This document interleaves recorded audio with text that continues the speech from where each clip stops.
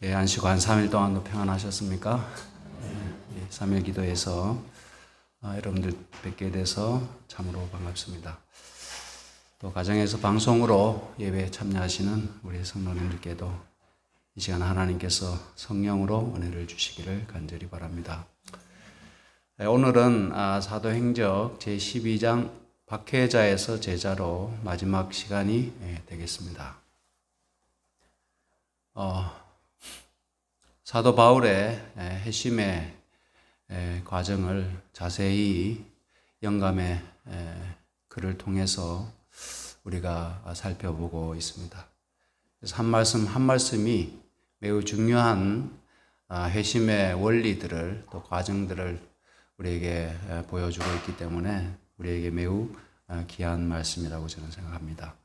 그래서 오늘 몇 가지 중요한 핵심 단어, 키워드라 그러죠. 핵심 단어들을 좀 생각하면서 이 말씀을 함께 살펴보시겠습니다. 첫 번째 단어는 굴복입니다. 자복.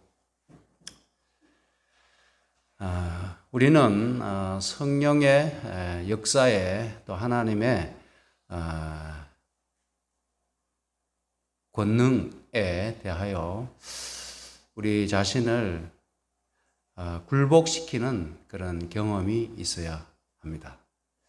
우리 자신을 바울은 날마다 복종시킨다 그렇게 말씀했는데 우리의 옛 자아와 우리의 본성은 하나님을 대적하기 때문에 날마다의 굴복의 경험, 하나님 앞에 우리 자신을 자복하고 또 우리 자신을 겸허히 낮추는 그러한 자세와 또 경험이 우리에게 꼭 필요합니다.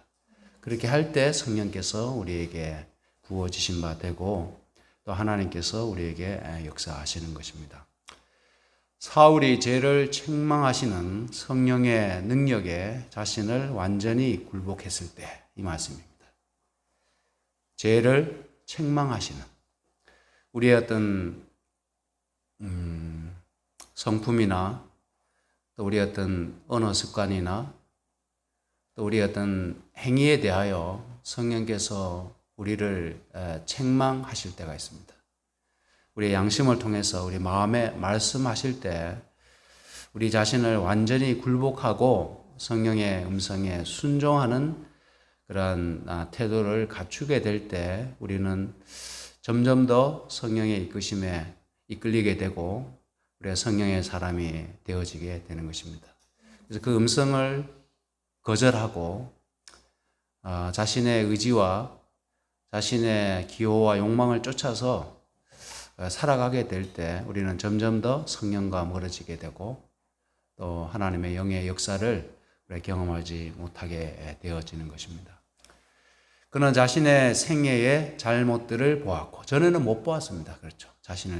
자신이 정당한 일을 한다고 생각했고 하나님의 일을 한다고 생각했는데 성령께서 역사하시고 또 예수 그리스도를 계시 가운데 봄으로써 그는 자신의 생애의 잘못들을 보게 되고 깨닫게 되었습니다. 하나님의 율법의 원대한 요구들을 깨닫게 되었다. 자신의 선한 행위로 의롭다고 확신한 거만한 바리새인이었던 바울은 자신이 매우 의롭고 경건하고 율법에 있어서는 빠지지 않는 그런 사람이라고 그는 자부하고 있었습니다. 그러던 바울이 이제 어린아이와 같은 겸손과 단순함을 가지고 하나님 앞에 부복하여 자신의 무가치함을 고백하고 십자가에 달리신 부활하신 구주의 공로를 간구하게 되었습니다. 참 놀라운 경험이죠. 이런 마음의 변화, 이런 그 자신을 바라보는 관점의 변화는 여기 말씀하시는 성령의 능력에 완전히 굴복하게 될 때 일어나는 역사입니다. 그래서 우리가 성령을 통하여 이러한 회심의 어떤 경험이 없이는 우리 자신이 겸손과 단순함과 자신의 무가치함을 고백하고 구주의 공로의 필요성을 깨닫기가 참으로 어려운 것입니다. 왜냐하면 자신이 의롭다고 생각하기 때문에. 두 번째 키워드는 기도입니다. 사울이 눈이 멀었을 때 그가 보지 못하고 밤낮 사흘을 그가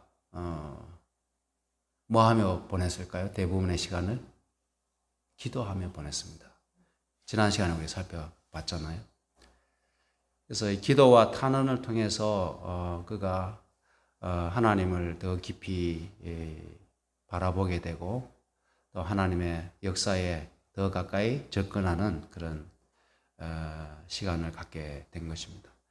사울은 아버지 하나님, 아들 하나님과 완전히 조화되고 교제하기를 갈망하였으며 더 깊이, 더 친밀하게, 더 확실하게 하나님을 알고 싶어 했다는 겁니다. 완전히 조화되고 교제하기를 갈망하였으며 용서와 용납하심을 구하는 그의 열렬한 소망은 은혜의 보좌 앞에 뜨겁게 탄원하였다. 그래서 우리의 기도가 이와 같아요. 이와 같아야 된다고 저는 믿습니다. 하나님과 완전히 조화되고 하나님과의 교제를 갈망하는 마음으로 무릎을 꿇고 기도하는 것입니다.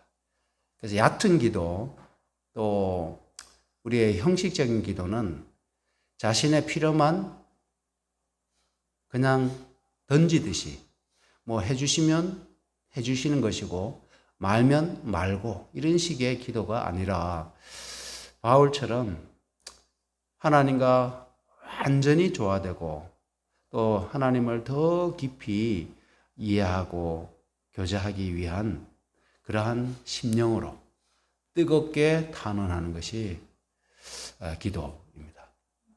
또 용서와 용납하심. 지난날의 모든 가오를 하나님께서 용서해 주시고 용납해 주시기를 구하는 열렬한 소망으로 하나님의 은혜의 보좌 앞에 나아가는 것이 뭐라고요? 기도입니다. 그래서 이런 영적인 차원의 깊은 기도는 참 공중 회집에서는 좀 경험하기가 쉽지 않겠죠, 그죠? 시간이 제한되어 있고 또 여러 사람들이 함께 있다 보니까. 그런데 이런 기도는 사울처럼 정말 눈이 가려지고 그 다음에 지금까지의 모든 삶과 어떤 사람들과 단절된 상태에서 그가 하나님 앞에 그렇게 나아갔다고 하는 것이죠. 그래서 이것을 기도의 골방이라고 할 수 있겠습니다. 우리 개인적으로 하나님 앞에 기도할 때. 그래서 우리에게 필요한 것이 무엇인지 하나님이 아시잖아요. 무엇을 먹을까, 무엇을 마실까, 무엇을 입을까 하는 그런 기도는 이방인들이 구하는 거라 그랬잖아요. 그 이방인의 기도라는 겁니다. 근데 하나님의 은혜의 보좌에 이를 수 있는 그런 기도는 지금 바울이 드리는 그런 기도를 우리가 닮아야 되겠습니다. 참회한 바리새인의 기도는 헛되지 아니하였다. 그의 마음의 가장 깊은 사상과 감정은 하나님의 은혜로 변화되었고 그의 고상한 능력은 하나님의 영원한 목적과 일치하게 되었다. 그래서 그의 사상, 그의 감정, 그의 능력이 하나님의 목적과 일치되는 사람으로 그렇게 변화되게 되었습니다. 사울에게 있어서 그리스도와 그분의 의는 온 세상보다 더 귀중하게 되었다. 그래서 이 말씀이 우리의 기도의 가장 어떻게 보면 큰 목표라고 할까요? 최종적인 목표라고 할까요? 그래서 우리가 기도하는 것은 그리스도를 얻기 위하여 그리스도의 의를 얻기 위한 기도가 되어야 되는 겁니다. 그래서 그분의 나라와 그의 의를 뭐 하라고요? 먼저 구하라고 말씀했잖아요. 나머지 모든 것들은 하나님이 채워주시고 입혀주실 것이기 때문에 우리의 기도의 가장 큰 제목은 예수 그리스도를 얻기 위하여 그분을 우리의 마음에 모시기 위한 기도. 십자가를 통한 그리스도의 의를 나의 것으로 삼는 기도. 그런 기도가 우리의 가장 큰 기도의 제목이 되어야 하는 것입니다. 세 번째 키워드는 회심입니다. 사울의 회심은 죄인들을 책망하시는 성령의 기이하신 능력에 대한 하나의 뚜렷한 증거이다. 제가 이제 사울의 회심을 자세히 지금 살펴보는 것은 이 사울의 회심을 보면서 죄인들을 책망하시는 성령의 어떤 신비한 능력에 대한 하나의 샘플이라는 겁니다. 사울과 같은 사람이 어떻게 박해자에서 제자로 변할 수 있는가? 그것은 성령의 기이하신 능력, 신비한 능력의 놀라운 증거, 샘플이라고 하는 겁니다. 그래서 우리도 사울이 그러한 놀라운 변화를 하나님의 은혜로 경험했을진데 우리도 경험할 수 있다고 하는 것이죠. 그래서 우리가 그러한 경험에 이르지 못하는 것은 사울과 같은 이러한 철저한 어떤 자아가 부서지고 포기되어지는 그러한 경험이 없기 때문이겠습니다. 우리 자아가 여전히 살아있고 바울이 탄원했던 것과 같은 탄원을 우리가 하나님 앞에 드리고 있지 않기 때문에 우리는 여전히 옛 자아와 더불어 공존하고 내 속에 두 사람이 동시에 살아가고 있는 것이죠. 그는 나사렛 예수가 하나님의 율법을 무시할 뿐만 아니라 그의 제자들에게도 율법은 폐지되었다고 가르친 줄로 그렇게 믿었어요. 왜 그러한 극도의 증오심을 나타내고 그리스도의 제자들을 박했는가? 하나님의 율법을 무시하고 율법이 폐지되었다고 가르친 줄로 확신했습니다. 그래서 이 하나님의 율법에 대한 어떤 그 수호의 의지, 또 히브리 신앙을 수호하고자 하는 바울의 열심은 참 하나님께서 보실 때도 매우 긍정적인 거잖아요. 그렇죠. 우리가 지금 하나님의 율법의 수보자인 것처럼 바울도 자기는 하나님의 율법은 옹호되어야 된다고 그렇게 믿고 있는 사람이었습니다. 근데 예수님에 대해서 오해하고 있었죠. 예수님의 안식일에 밀바 사이를 지날 때 그 제자들이 밀리삭을 훑어서 먹고 안식일에 병자를 고치고 이렇게 하니까 예수님이 율법을 무시하는 선생으로 어떻게 보면 그때 당시에 그냥 이단으로 그렇게 그가 생각했기 때문에 그러했다는 것입니다. 그러나 회심한 후에 사울은 예수가 아버지의 율법을 옹호하시려는 분명한 목적을 가지고 세상에 오셨던 분임을 인정하게 됩니다. 그는 예수께서 모든 유대 희생 제도의 창시자이심을 확신하였다. 십자가의 죽음으로 모형은 원형과 만났으며 예수께서 이스라엘의 구속주에 대한 구약 성경의 예언들을 성취하셨다는 것을 그는 또한 깨달았다. 그래서 구약의 모든 제사와 그 모든 메시아에 대한 예언들이 나사렛 예수에 의하여 모형과 원형이 만나고 예언이 성취되었다는 사실을 그가 이해하게 되었습니다. 그래서 바울의 서신 가운데 보면 이러한 그의 깨달음이 그 서신에 쫙 나타나 있잖아요. 로마서에도 보면은 그러한 이해를 바탕으로 그가 이렇게 편지서를 쓰는 것을 우리가 확인할 수 있습니다. 사울의 회심의 기록에는 우리가 언제나 마음속에 간직해야 할 중요한 원칙들이 있다. 사울은 직접 그리스도의 임재 속으로 인도되었다. 그래서 사울의 회심의 이 놀라운 기록들은 우리가 깨달아야 할 중요한 원칙들이 있는데 제가 앞에서 여러 시간에 걸쳐서 말씀드린 그러한 과정들이 되겠습니다. 사울은 이러한 과정을 통해서 그리스도의 임재 속으로 인도되는 경험을 하게 되었습니다. 그래서 그러한 경험을 통해서 바울이 말씀하잖아요. 전에 자기가 귀하게 여기던 모든 것들이 마치 무엇처럼 느껴졌다고요? 배설물처럼 느껴졌다고요. 그리고 그 이후로부터는 내가 그리스도를 얻고 그 안에서 나 자신을 발견하게 되기를 그는 갈망했다. 이렇게 우리에게 고백하고 있지 않습니까? 그래서 우리는 사울과 같이 정말 그리스도의 임재 속으로 이끌림을 받고 그리스도의 아름다우심, 그분의 놀라우심, 그 하나님의 기이한 영광 가운데 들어가는 깊은 영적인 경험을 우리 개인적으로 해야 되겠습니다. 예, 우리 전체적으로 교회에서 이렇게 공적으로 경험하는 그러한 종류의 경험이 아니거든요. 이런 경험은 개인적인 경험이고. 그래서 이번에 홍 집사님 그 책 다 읽으셨죠? 예, 예. 제가 이제 우리 영적 친교 모임 하시는 우리 집사님들한테 한 권씩 선물로 드렸는데 그 책이 정말 굉장히 너무너무 이렇게 많은 사람들에게 공감이 되고 감동이 되어서 이번에 전국에서 이제 그 재판을 요청하는 그런 요청이 쇄도해가지고 또 이제 재판에 들어갔다는 얘기를 들었습니다. 저도 구할 수 있으면은 우리 다른 우리 교우님들한테도 구해서 드리겠습니다. 그 다음에 또 키워드는 사명입니다. 우리 신앙에 관한 질문들 가운데 제가 어떤 목적이 분명하다면 그 목적을 성취하기 위한 행위들이 따라야 되잖아요. 그 행위들이 사명에 해당하는 것입니다.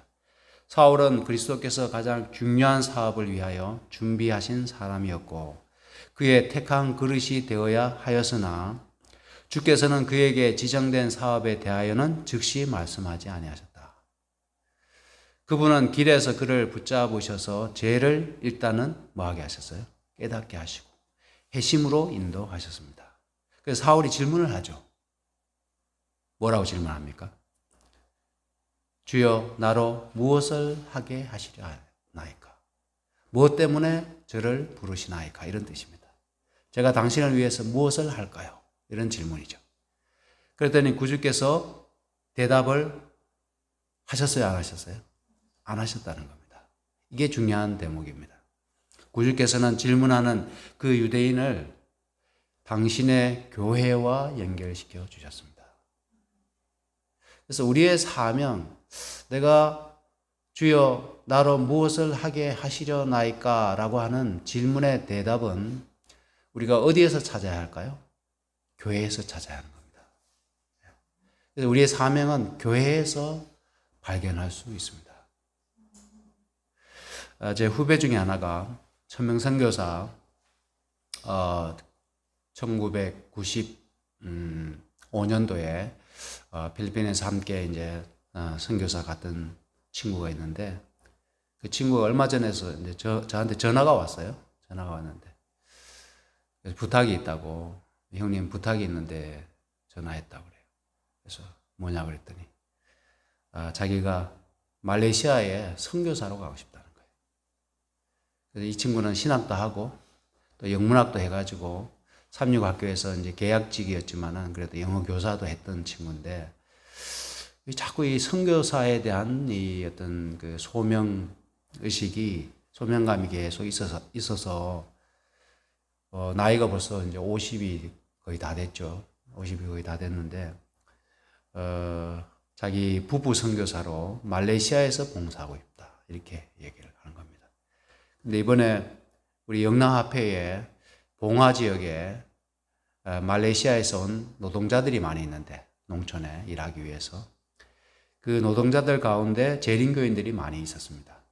그래서 봉화에 말레이시아 우리 재림 국제교회가 생겼는데 그 모이시는 분들이 한 50명 가까이 되시나 봐요. 꽤 많죠.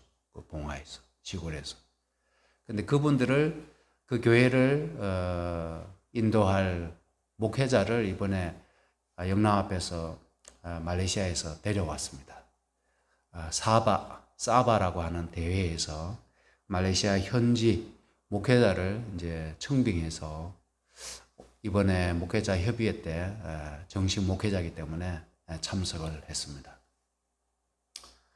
그래서 영남합회 이러한 소식을 듣고 이 친구가 자기가 이러한 계기를 통해서 이제 영남합회와 말레이시아 사바 대회 간에 MOU가 체결이 되었는데 혹시 말레이시아에 선교사를 파송할 계획이 있으면 자기를 좀 콜링을 해달라고 이렇게 부탁을 하는 것을 들었습니다. 그래서 그 후배는 하나님께서 무엇을 하게 하시려나이까 오랫동안 기도하면서 본인이 물론 교회도 열심히 봉사하고 있죠. 가운데서 이제 해외 선교에 대한 그런 비전을 간직하면서 이제 아이들도 벌써 대학생이 되고 국내에서도 열심히 정말 가정을 돌봐야 될 어떤 그런 순간인데 또 해외 선교에 대한 꿈을 꾸고 있는 것을 제가 보게 되었습니다. 그래서 우리 각자는 우리의 사명을 하나님께서 이 교회를 통해서 보여주실 때가 대부분인 것 같습니다. 내가 교회에서 맡은 일이 무엇인가? 주께서 이 교회에 나로 하게 하시려고 하는 일이 무엇인가 하는 그러한 질문에 대한 대답을 우리 교회에서 찾게 되셨으면 좋겠습니다. 그 다음에 말씀은 연결인데요. 사울의 마음에 어둠을 비춘 그 놀라운 빛은 주께서 행하신 일이었으나 또한 제자들이 주께서 이제 놀라우신 방법으로 사울에게 그의 죄를 깨닫게 하시고 그가 회심하도록 인도하셨으나 제자들이 사울을 위해 해야 할 일이 있었다는 겁니다. 그리스도께서는 계시하시고 죄를 깨닫게 하시는 일을 이루셨으므로 이제 그 참여자는 하나님께서 당신의 진리를 가르치도록 안수하신 자들에게 배울 준비가 되어 있었다. 사울이 유다의 집에서 홀로 기도와 탄원을 계속하는 동안 주께서는 계시 중에 다메섹의 아나니아라 하는 제자에게 나타나셔서 그에게 다소 사람 사울이 기도하며 도움을 필요로 하는 중에 있다고 말씀하셨다. 그래서 이 교회와 제자들과 연결시켜 주셔서 그들을 통해서 더 많은 진리들의 가르침을 받도록 하나님이 인도하시는 것을 보게 됩니다.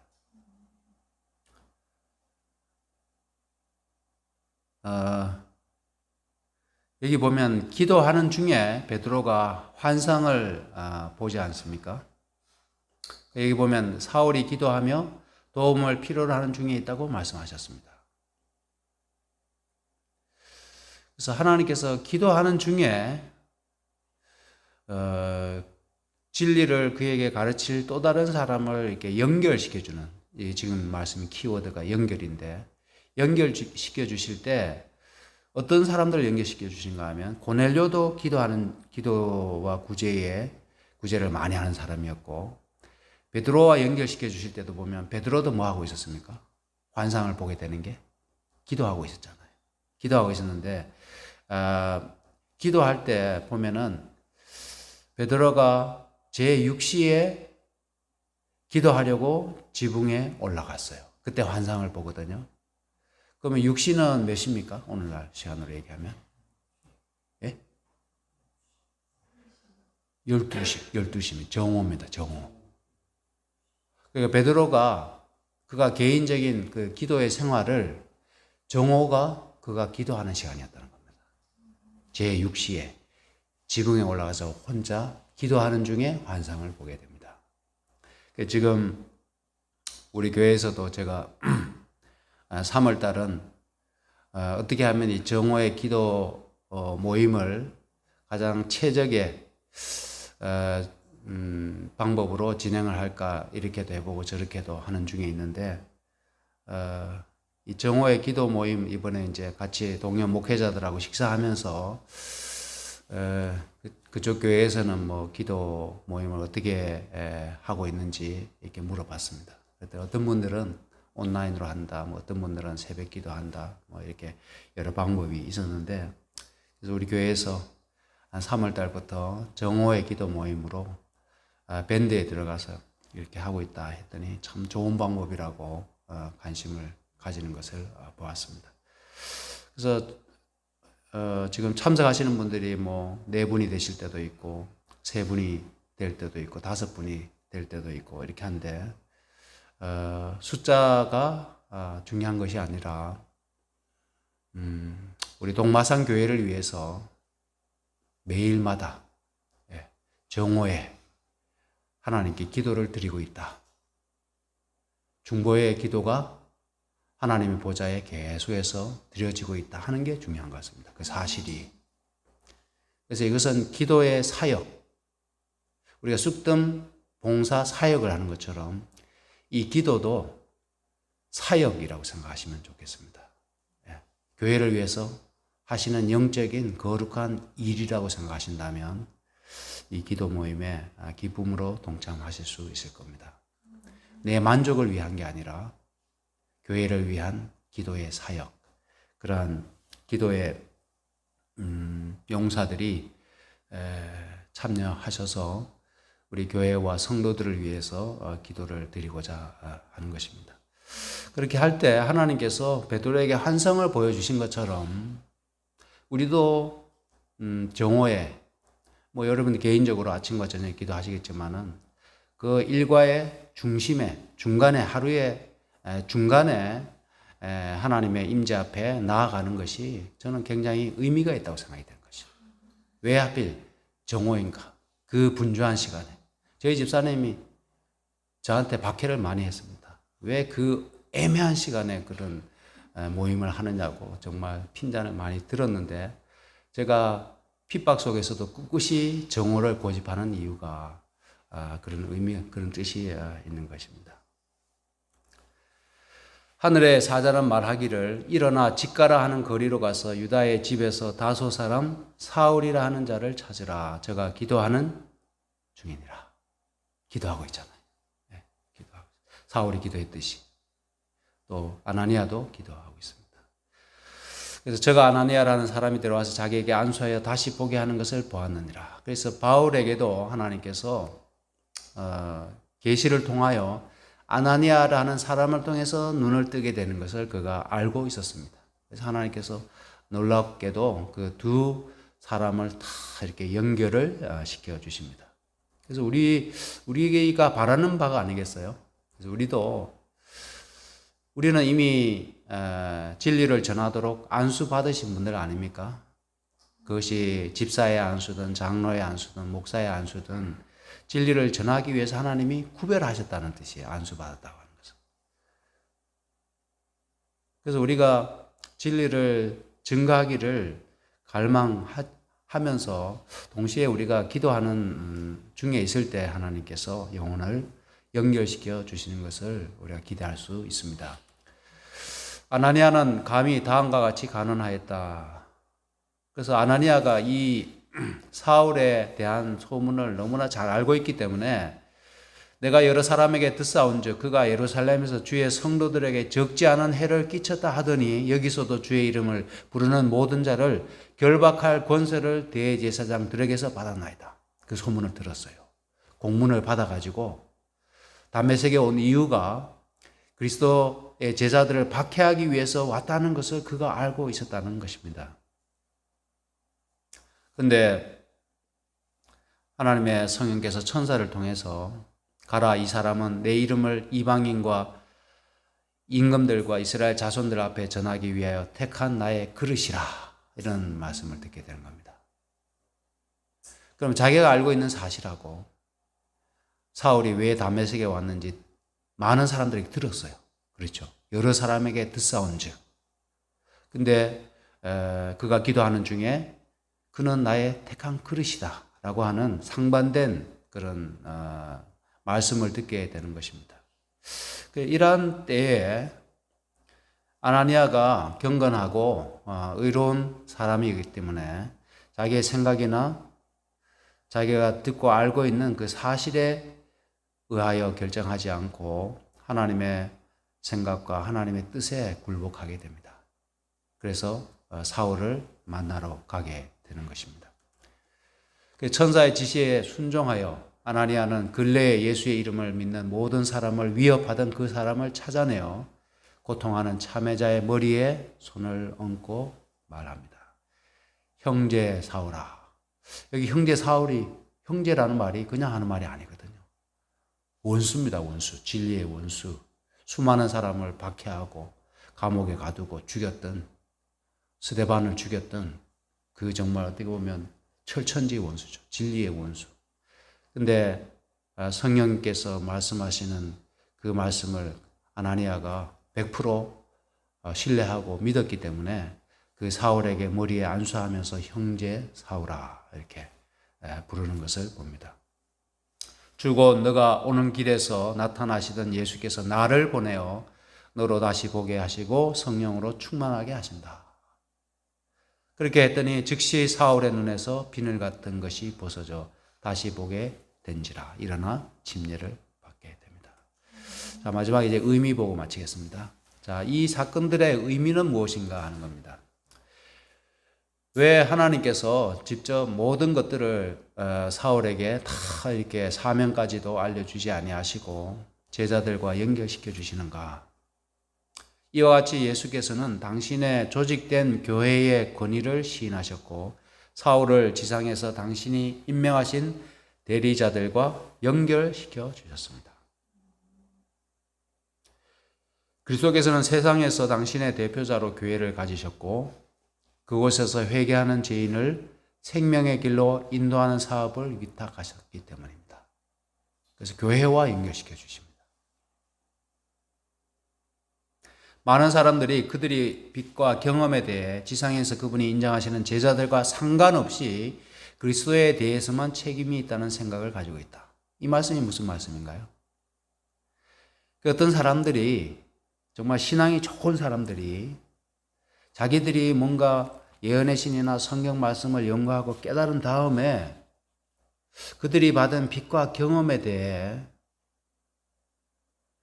교회와 상관없이 제자들과 상관없이 자기들이 빛을 받아서 행할 위험이 있다고 하는 것입니다.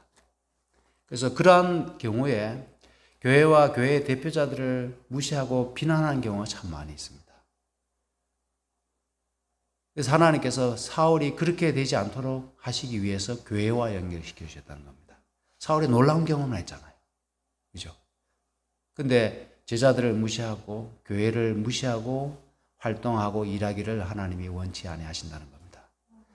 그래서 이 교회의 권위에 순종하고 교회의 질서 안에서 함께 협력하고 동역하도록 하나님께서 인도하시는 것을 보게 됩니다. 우리 때로는 교회가 내가 볼 때 어떤 그 표준이 낮을 수도 있고, 그 다음에 교회 사람들이 내가 생각하는 영적인 수준보다 낮을 수도 있어요.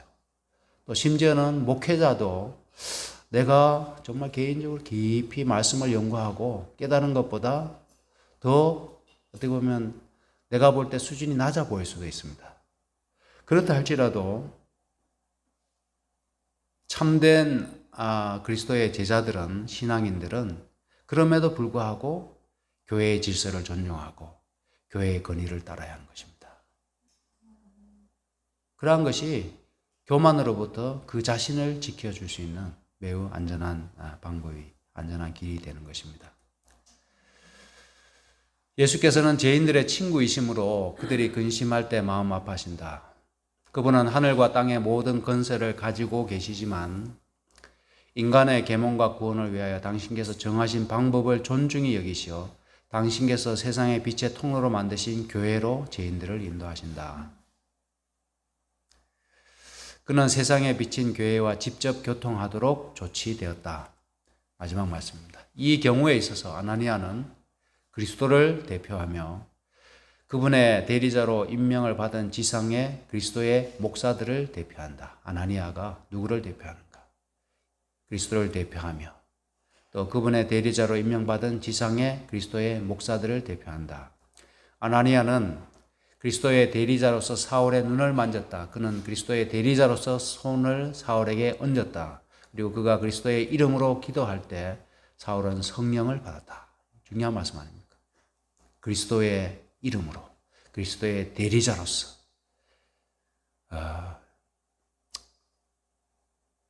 기도할 때 성령이 사울에게 임하시는 것입니다. 이 모든 일이 그리스도의 이름과 권위로 이루어졌다. 그래서 성령을 간구하는 기도, 그리스도의 대리자들의 기도가 저 사람 내가 볼 때는 뭐 별 볼 일 없는데 이게 아니라 그리스도의 이름으로 안수받고 구별된 사람이 기도할 때 성령이 임하시는 것을 여기서 우리가 볼 수가 있습니다. 그리스도는 셈이시며 교회는 그것을 전달하는 통로이다. 이렇게 이제 말씀이 맞춰지게 되는데요. 이제 12장 세 번에 걸쳐서 박해자에서 제자로 변하는 사울의 그 회심의 과정을 우리가 생생하게 살펴보게 되었습니다. 우리가 기억을 떠올리기는 어렵지만은 그래도 우리의 마음에 받은 인상과 또 감화는 나중에 기회가 될 때 다시금 떠오르게 되어 있고 또 이 말씀을 어디선가 읽게 될 때 또 기억나게 될 것입니다. 그래서 콩나물에 물을 주면은 다 빠져나가는 거지만은 그럼에도 불구하고 콩나물은 자라잖아요. 그죠? 자라는 것처럼 이러한 시간들이 영적인 그 비료, 영적인 영양분을 우리 모두에게 공급받는 귀한 시간이 되셨으면 좋겠습니다.